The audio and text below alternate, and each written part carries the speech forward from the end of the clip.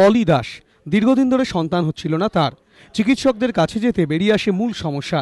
চিকিৎসকরা জানান পলির জরায়ুতে টিউমার রয়েছে। এক্ষেত্রে সাধারণভাবে অপারেশন করে জরায়ু বাদ দিতে হয়, ফলে মা হওয়ার ক্ষেত্রে সমস্যা হয়।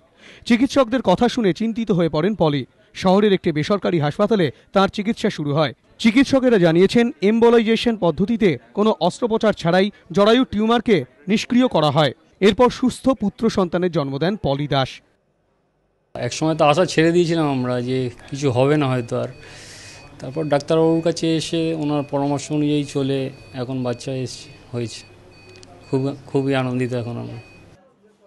চিকিৎসকেরা জানিয়েছেন 6 জন বিশেষজ্ঞদের নিয়ে তৈরি হয়েছিল একটি বিশেষ team.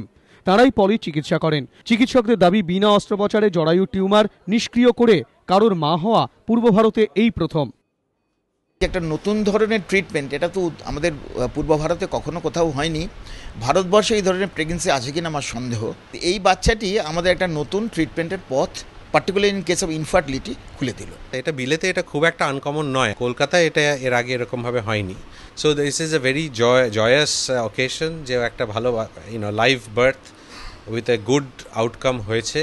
And the fact that it is probably the first time in Calcutta is also a good thing for us. দীর্ঘদিন পর সন্তান হয় খুশি দাস দম্পতি। অরিত্রিক ভট্টাচার্য, এবিপি আনন্দ, কলকাতা।